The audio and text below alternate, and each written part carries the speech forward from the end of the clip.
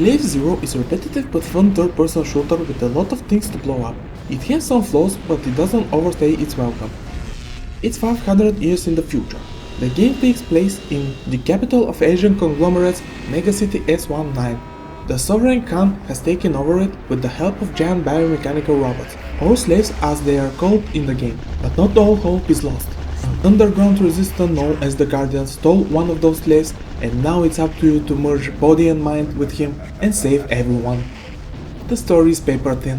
I wish for more detailed story, not just good versus evil, but this is what you get. This is a game focused entirely on action, not story, and the action is good. Don't expect for me to talk too much about graphics. The game is released in 1999, so of course it looked dated, but still it's nice to look at. The gameplay is pretty straightforward. You are in control of giant mech that can stomp, throw car or pieces of buildings, or just shoot his 3 weapons. Or weapon types to be precise: rockets, energy and ballistic. Through the whole game you will find upgrades for them. Some are hidden, but it's not necessary to search for them. Sooner or later you will get them. All you need to do is run, gun, strafe and not get shot. All 3 weapon types are useful and their ammo run fast, so you will be changing between them constantly. But don't worry, there is a plenty health and ammo packs lying around. When enemy get closer, you can punch him to death. Also, you could do this to buildings. Level design is good. Most of the time you will be high in the sky between buildings, killing innocent civilians from time to time. But there are also sewers, inside bases and so on. This is a corridor shooter, so no exploration is required. Later levels can give you some headache. Seems like the city was built so high and you can fall down to your doom. This is especially annoying when some of the enemies can knock back you and there is no way of defending against that. I recommend saving often on those levels. There is one impressive thing for such an old game: level destruction, bridges, buildings and so on. A lot of things in the environment can be demolished, and with the combination of constantly attacking enemies, things can get hectic, but in a fun way. Enemies are diverse. In the beginning, helicopters, tanks and small mechs will attack you. Later you will face tougher mechs with shields, armed with lasers that do tons of damage, flying robot, small, annoying and fast that attach to you and leech your life and so on.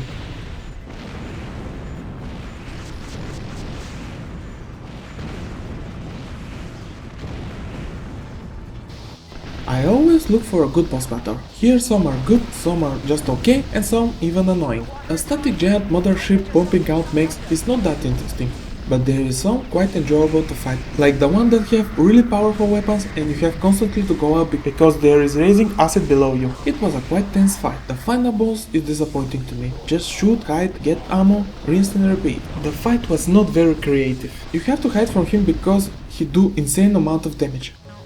Besides the bosses, I have few other issues with the game. There is only 3 weapons. You can argue that because with the upgrade the number is getting higher, but they are just that, upgrades, not new weapons, although they fire differently.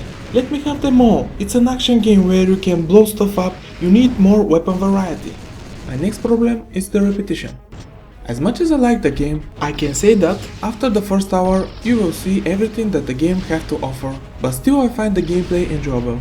It took me 5 hours to beat it, and as I said in the beginning, it doesn't overstay its welcome. Another small problem is that it took me a while to make the game run in 1080p, but this may be entirely my fault.